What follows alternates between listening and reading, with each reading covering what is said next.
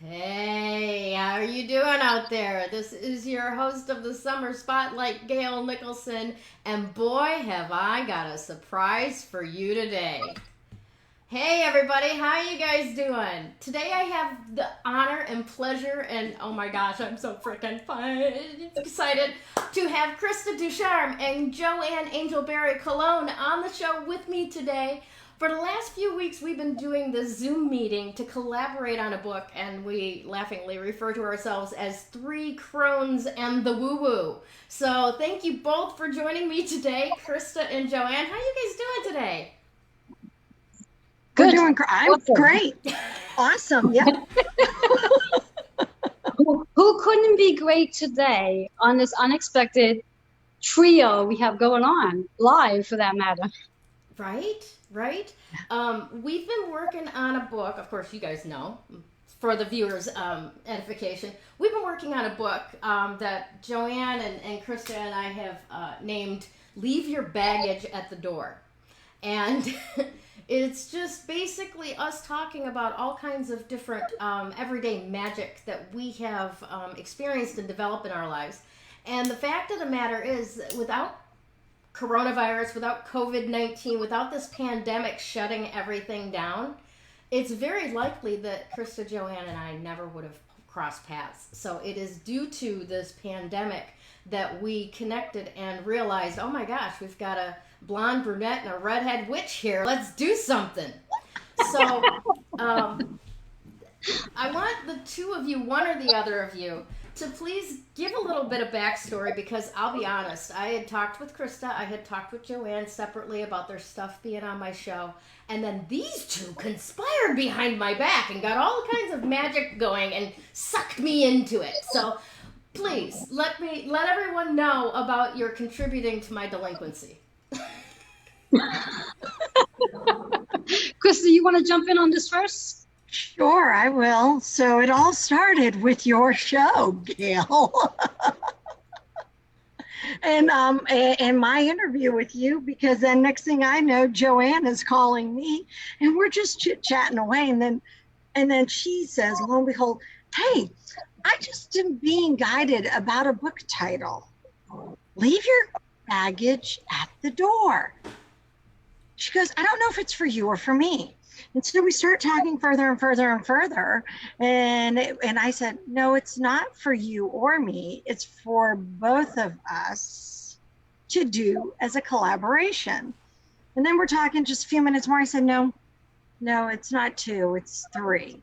So who can the third be? And so that's what we were doing. We were like, well, the only person that we have in common is you, Gayle.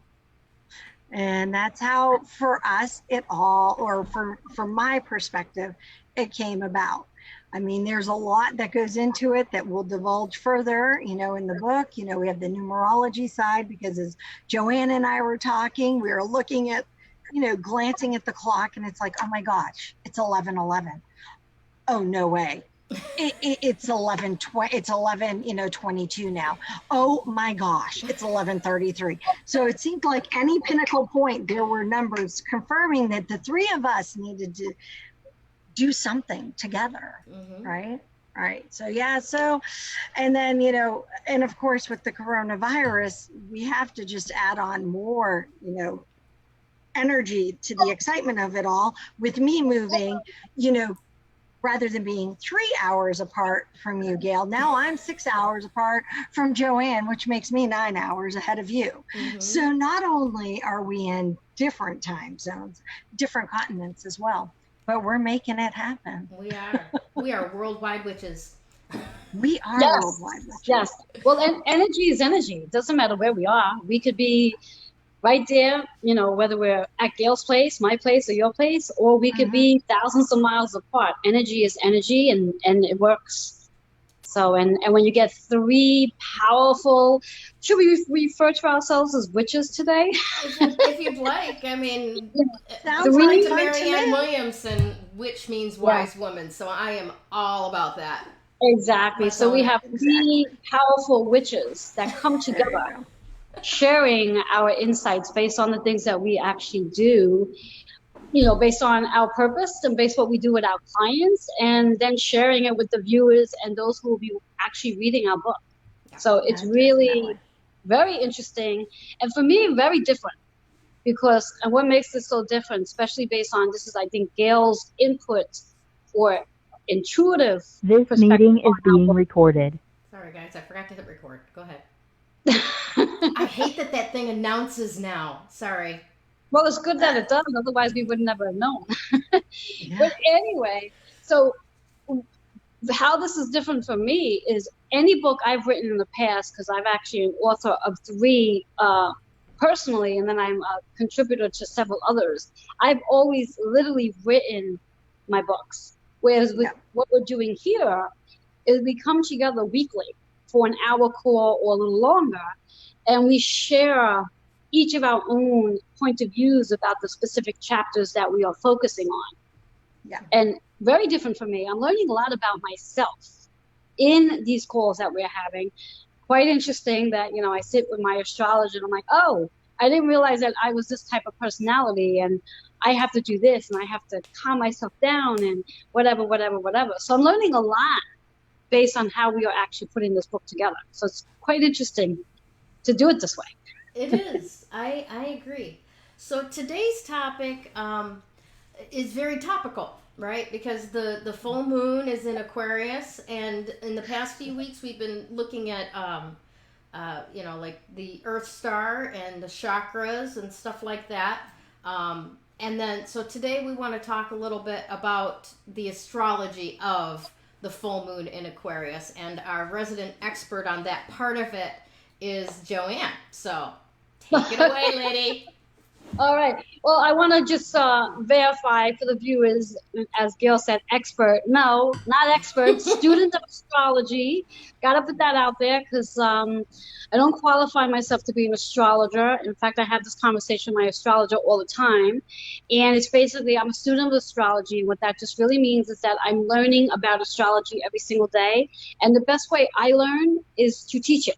So everything I am learning right away, I come and either do a Facebook Live or I do a blog post of whatever it is I'm learning about astrology. Now, when we think about this full moon's energy, this one's close to home for me. And why is this one close to home? Because A, it's a full moon in Aquarius, and I am a full moon in Aquarius. My moon is Aquarius. So if anyone can relate to this actual moon today, it's definitely me in regards just the overall energy. Now, when we think of Aquarius in itself, Aquarius are thinkers. We are in our head constantly. We are trying to analyze everything. We are overthinkers. And could be a good thing. And it could be a bad thing as well, because when we are in our head, we're like, I'm trying to figure out, well, why is this happening? And how can I do it this way? And how can I benefit this way? So not always a good thing.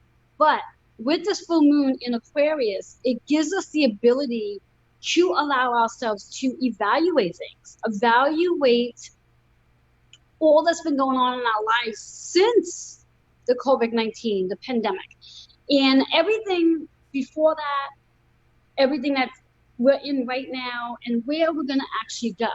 Now, for those who may not actually understand the whole concept of full moon energy compared to new moon energy, full moon is really about the things we want to let go of, releasing anything that no longer serves us.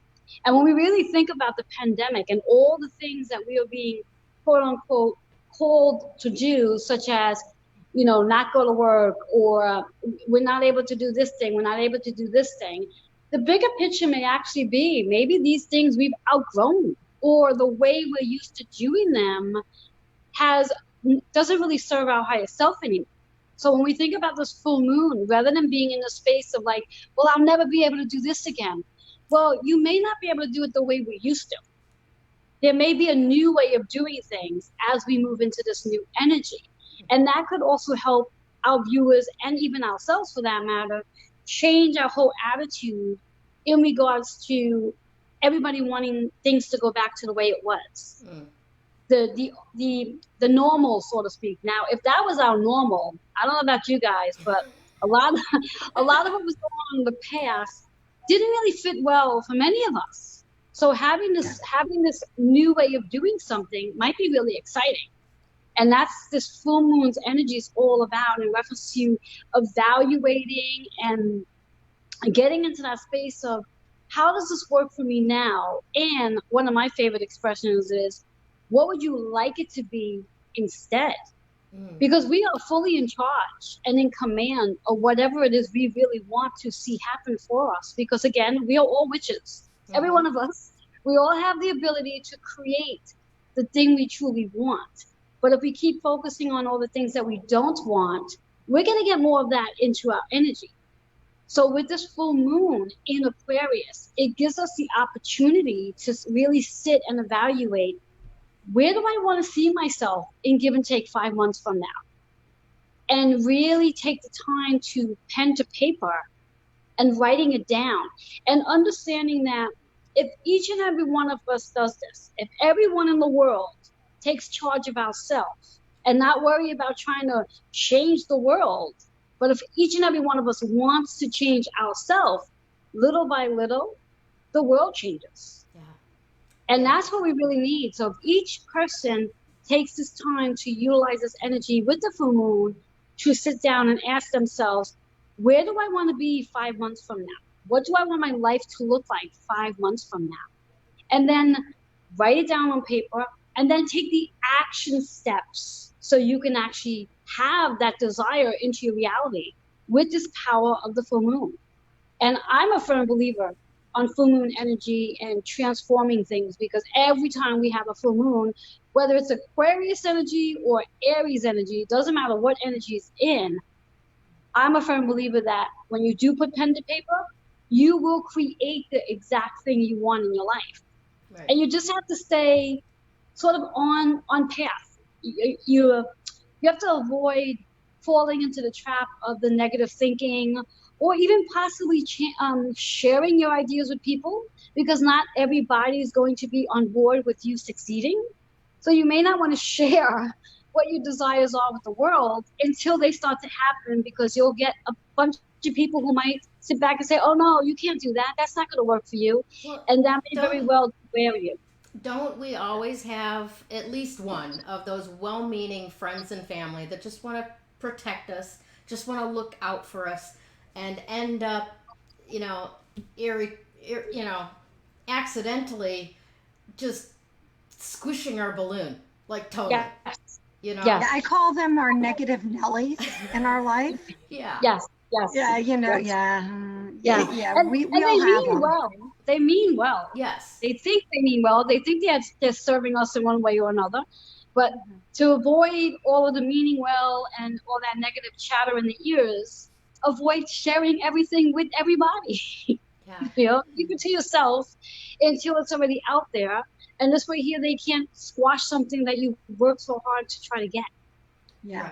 Right. Yes. Yeah, it is. Yes. It is so true. Yeah. So that's pretty much the nutshell of this full moon in Aquarius energy.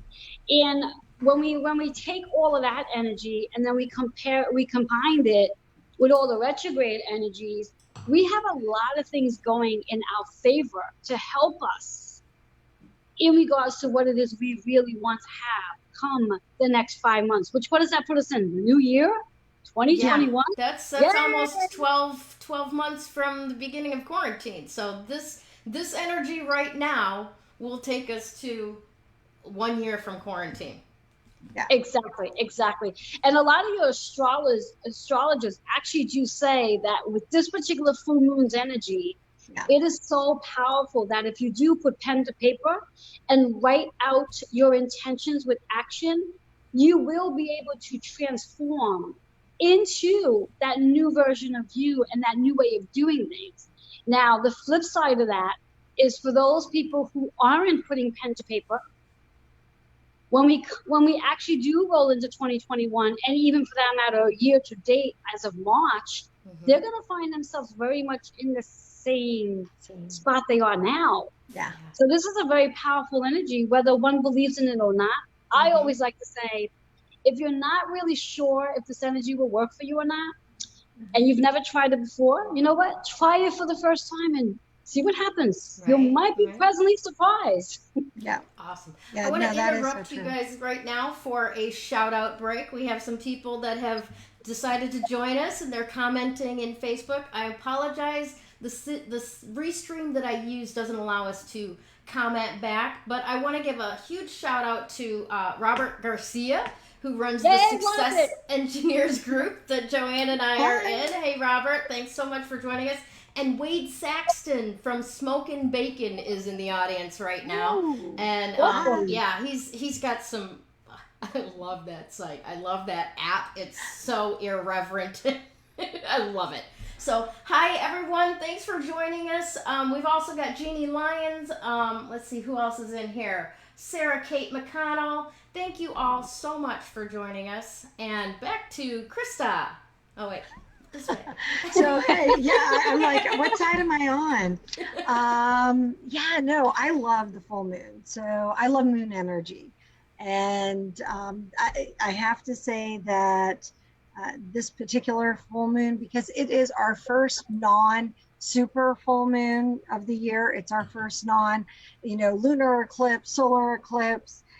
We've had so many full moons since the beginning of the year that have come with additional awesomeness, we'll say. So this is our first moon of 2020 that doesn't have additional just moon energy going on. Yes, we have a lot of planets, dancing out there that is affecting us in one way or another. However, I try, for me, when I focus on those energies and when I focus on the moon energies, especially, I focus on trying to stay with the flow and trying to be in the present moment, and no matter what's happening. I mean, life happens for us, not necessarily to us. However, we can fall really easily into that it's happening to us or it's all against us kind of mode. And during this time when it's the full moon, I really focus a lot on letting go, right? So the full moon is all about letting go. For those of you, so just let it go. I have a comedian in front of me, just as an FYI. My husband's full and present, and he's dancing in front of me. He's doing the whole let it go. Yeah. Maybe we need to invite him on next time. I think actually I need to have like a little box here with him, he's smiling. So yeah. But yeah, no, so the full moon is all about letting go and releasing and making room, making room for what it is that you're going to want to bring forth, making room for making your affirmations of what it is that you want to see in the next new moon, right? Because we plant the seed during new moon because new moon helps it grow. Our full moon, because it's full, and then as it starts to wane down, that's letting go and that's release. So that's what I do during this time. If you have, there are a couple of things that I love to do. If any of you guys go and see my Facebook page, which is Dimensional Healing with Krista, and you go into my video links, I actually did this really cool full moon ceremony for myself. I wrote out a whole letter of everything I wanted to release. I folded it, I burnt it, and then I let the wind take away the ashes, right?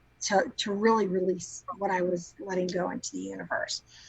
And it was really super. It was, for me, very powerful when I did it, because we had just done the first part of our transition during the pandemic from Washington State to Virginia before we were able to continue on here to the Netherlands.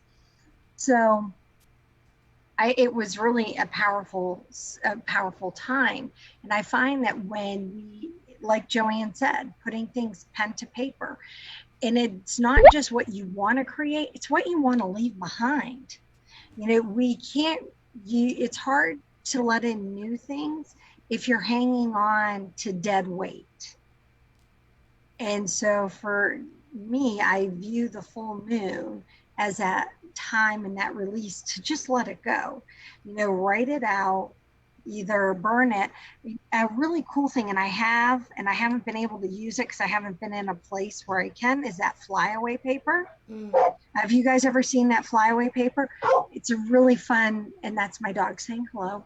It's really fun. You write out what it is, your wish, what it is you want to let go, your desires. You fold it up and then you burn it and it flies away. And so you can do something like that. You can just take a piece of paper, write it all out, fold it up, burn it, and release it, you know, release something like that. It's also a great time. How many of you, here's a question.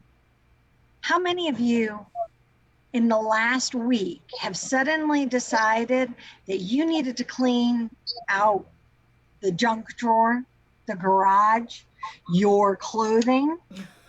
I don't know, you scrolled at, how about your inbox? We'll yes. just start with something simple, right? I wish Tammy Moses was in here now for the hoarding solution, because that's right up her alley.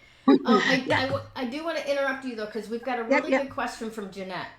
And then I want to get back to your question, because Jeanette's question is based off of what you were just talking about. So I want to make sure she gets her answer. She said, I wrote what I wanted to bring in. Does that mean I released it? Well, yes, but so what you want to bring in is not necessarily, doesn't mean it won't come forth.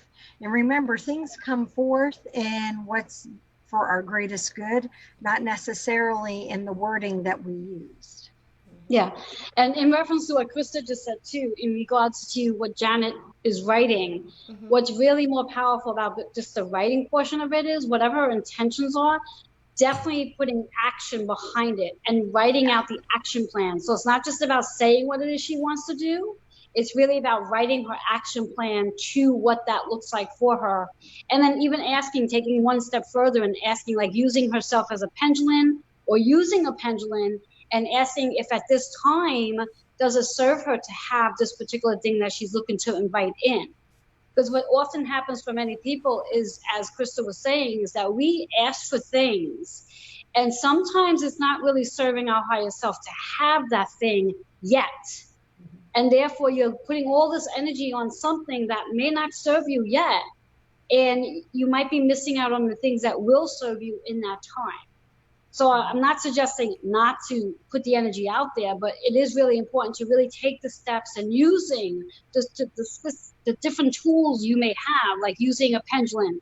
And anything can be used as a pendulum. You could turn around simply enough, as I will pull out my keychain, and you can ask a yes or no question, get that answer first, and then go and ask the question that you want to know the answer to. And if you happen to get a no based on that question, that means for right now, it doesn't serve your higher self to pursue that as your intention. And maybe come back to it maybe at the next full moon and see if it serves yourself then. And by doing that, it saves a lot of time. And then if it does actually serve your higher self, then you can turn around and do the next step of writing out the action plan behind what it is you want to have in your experience. Because just writing intentions is just part one of receiving that manifestation. You have to be in the alignment to what it is you're looking to receive. Because if whatever it is you're looking to receive is up here and you're sort of down here, you're not in the frequency of receiving it. So you really have to do the action as though you already have it in order to be in alignment to receiving. And that's where a lot of people sort of lose it, because we'll use the example for relationships, because everybody wants to be in a relationship, or most of everybody does. But they're holding, I like that one. They're holding on to things that either a negative experience from a previous relationship, and they're holding on to that energy, and they're looking to attract a new relationship and holding on to old stuff. So it's like Krista said before, if you are looking to create something, you do need to make room for it on an emotional level. Whereas if you're holding on to something from the past and you're expecting something new to come in, you have no space for that new thing to come in. So you have to pretend. I like to say you have to use your imagination, so to speak. And I have a client of mine who's a feng shui specialist, and she is, in regards to relationships, she recommends that if you are looking to be in a relationship with someone, you have to align your energy to attract that. So for example, as Krista mentioned about decluttering, maybe having a specific drawer in your bedroom that is empty, well, not really empty, but has, if you're a woman, having male items in that drawer, such as undergarments or a t-shirt, and if you're a man, having women's items in that drawer, just where you're attracting the energy for that person to come in. But if you're leaving your space just open and there's no room for that other person to come in, then you're not matching the action. And then of course, if you're holding on to all the negative things from the previous relationship, you're definitely not going to attract that new relationship. So writing out the intentions and leaving it just there is only a part of the ritual behind creating those new desires. So there's so much more to it than just the writing of the intention. It's really, there's a whole process. True story. I know a guy who manifested a baby grand piano by marking off the area in his apartment where it was going to be and not allowing anyone to walk over that area. And within 3 months, somebody gifted him a baby grand piano. Because he created the space to receive it. Exactly. And that's really what it is that if we are looking to have things in our experience, using the full moon's energy is very powerful. Because like for myself, I have specific full moon rituals that I use during a full moon in regards to helping me align my energy to the things that I want and desire so I can have those things. But again, if I keep going back, which is a human thing to do, where I go back and I start thinking, well, I'm not going to get that. That's not going to happen for me. It didn't come yet. We delay the process. So it's really important to, whatever it is we're asking for during that full moon energy, to raise your vibration, believing that you're going to have it, like your friend, already set up the space for that spot, that baby piano to come in, believing you already have it. So acting as though it's there already. And then acting as though it's there, that's the belief factor. And then the universe comes in to give it to you because you're already acting as though you have it. But if you have all that back stuff of the negativity or not preparing for it, it prolongs the process of receiving it. And one other thing I like to add to this in regards to like astrology, because that's what the full moon's all about. And astrology, natal chart for that matter, is like your blueprint. So if you've never had an astrology reading, an astrology reading can actually help you to determine when is the right time to be putting your energy on something. Such as, maybe it's the right time to be writing a book and not be formulating a relationship with somebody else. So it's really about when's the right time to be doing and how to utilize that energy to your most highest good so you can use this full moon as its magic that it is. Yeah. So I truly believe the full moon has a lot of magic behind it, especially when you're using it appropriately. Now, I do want to weigh in on this with Jeanette, because as you guys have both given some really good information about it, I've got a little bit of a tweak to it, and that is checking, Jeanette, with where your mindset was, because I know that you wrote it down knowing this is the things that you want to bring in. But if your mindset is such that you are releasing the how of those things coming into your life, it can still work to your benefit. It's not like you did it wrong, right? Oh, no. So, exactly. If that wasn't your mindset in the time, take a few minutes to center yourself and do that now. Release those things that you're wanting to come in. The how of how they come in to the universe. Let that, energy take control and watch what shows up. Exactly. And then, and if nothing shows up in 2 weeks, do it again at the new moon.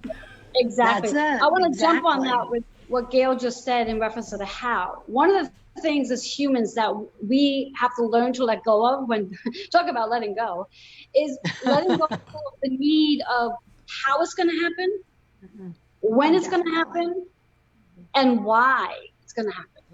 Yeah. Only responsibility we have as humans is to set the intention, take the action, be in the alignment to manifesting it, and then it happens. That's the only thing we're in charge of. All the other how, why, when is not our job.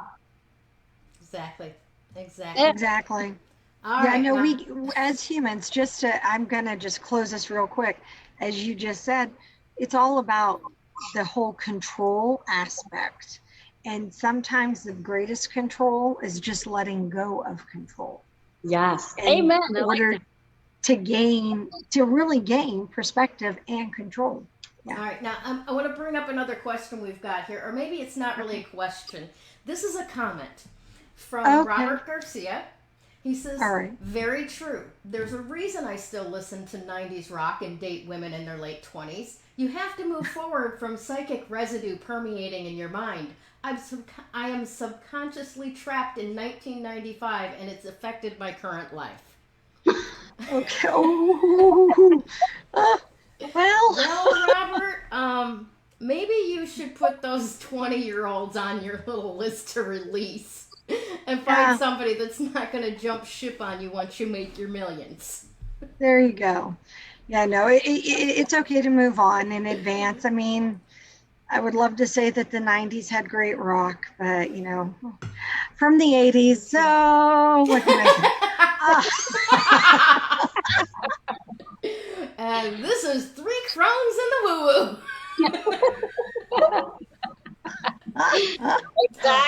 Exactly. We have another question as well. This one's really a question from Michelle Evans, and this one goes out to Joanne. Do you have recommendations for getting your natal chart done? Oh, I sure do, yes. And Gayle actually knows who it is I'm going to refer. I do. My good old friend Kendrick Greer. You can catch him on Facebook. He's there, and he spells his name KENDRICKGREER. He is fabulous. He is fabulous. And I myself connect with him every month. Every month I'm on the phone with him, wanting to know what's going on with the planets and how it's going to impact me based on my sun, moon, and rising sign. Now, I know earlier I had mentioned that this particular full moon is in Aquarius and my moon's Aquarius. However, my sun's my rising sign is Cancer, and that means Cancer is ruled by the moon. So, okay, people, if I'm not a moon child, I don't know what to tell you. So, Michelle, I hope I answered your question. Definitely reach out to Kendrick Greer in regards to your natal chart. I would say, I've dealt with a lot of astrologers, and he is the most fun and also very, very, very precise in regards to the information he provides. So definitely worth the call, worth reaching out to him. Awesome stuff. Awesome. Wade Staxton's like, I made 4 touchdowns in one game at Polk High. I know who you're talking about, man. It ain't you.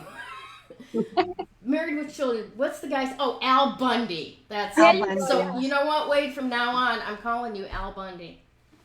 Oh boy. Oh wow. No, I won't do that. I wouldn't do that. No. All right. So we got covered a lot. Actually, I think as far as the moon in Aquarius, the full moon energy, and so on. I am probably the least educated when it comes to astrology and that kind of stuff. All right, I'm not very educated. You're further along than I am. I've just got past the basic sun sign course, You know, so when Joanne starts talking about the moon and whatever, I'm going, oh God, there's another level. Yep. It's okay. I just learned what my moon rising is too. So. And you, where's your moon, Krista? My moon rising is Libra. Your moon's in Libra, or both of them are in Libra? No, my moon is in Libra. Oh, okay. Do you know what your rising sign is? My is Virgo.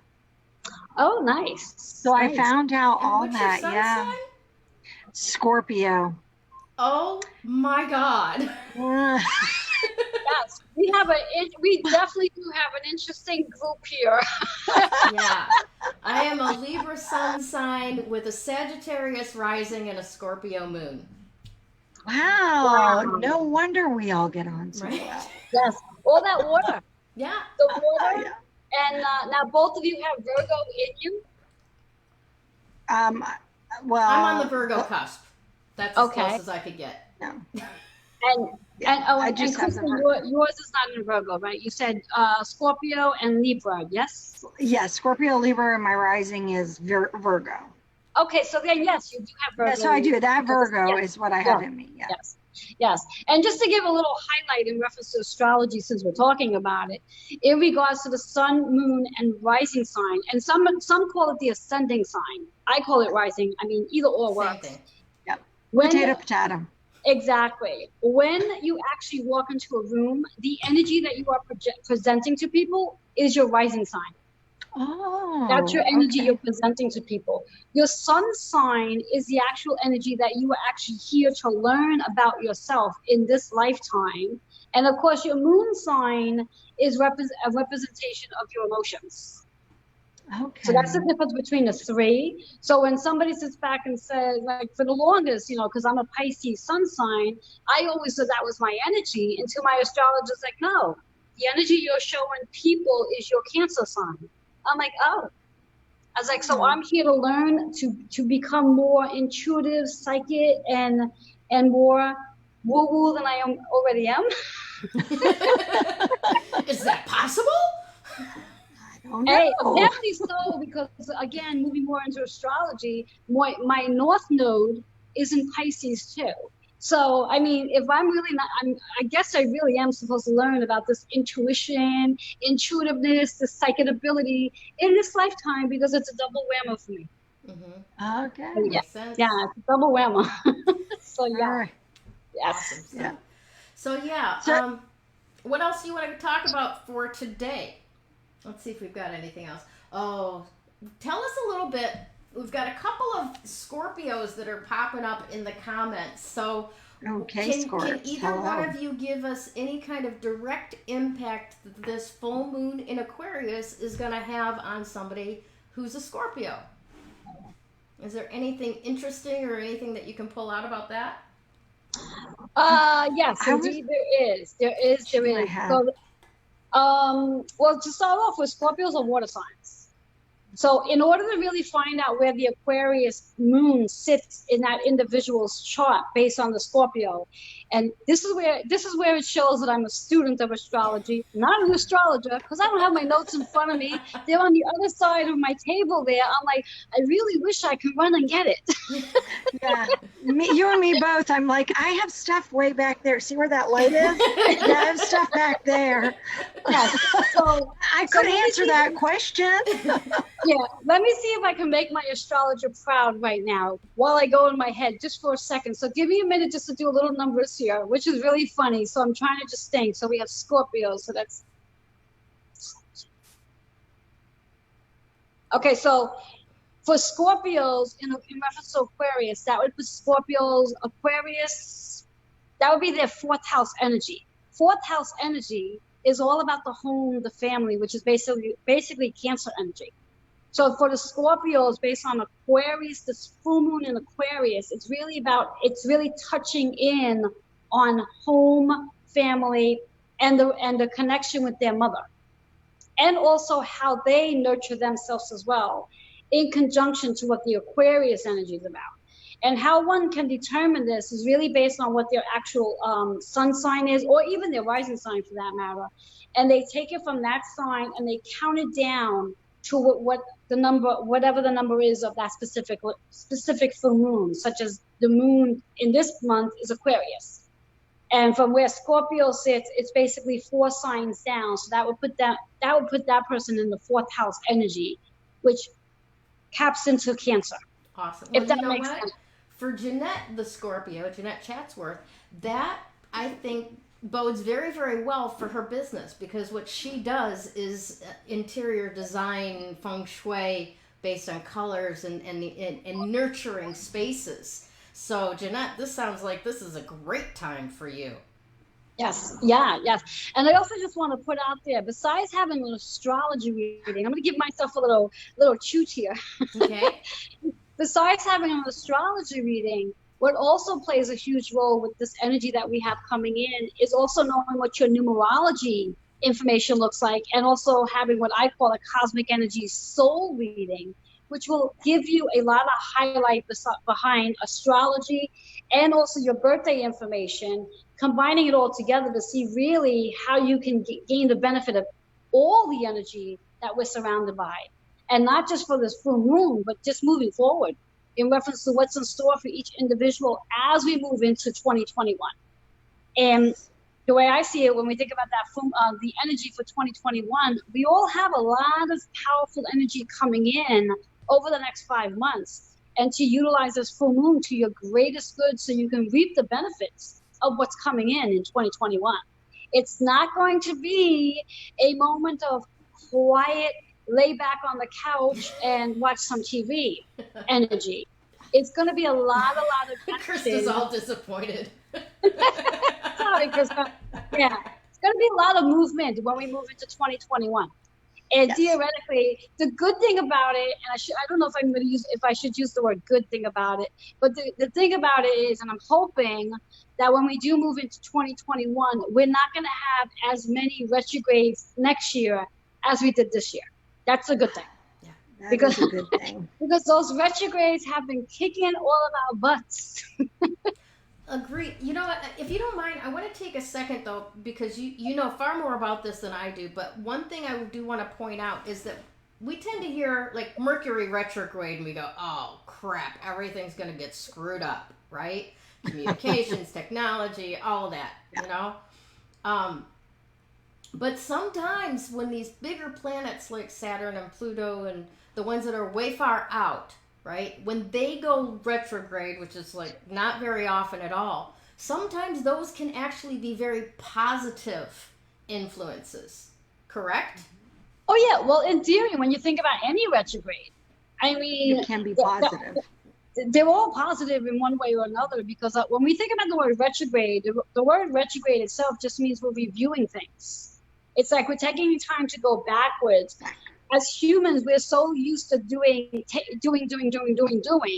that we forget that sometimes we need to evaluate and reset what it is we are doing, and taking the time to decide, well, this particular thing worked really, really well for the last 5 years, but you know what?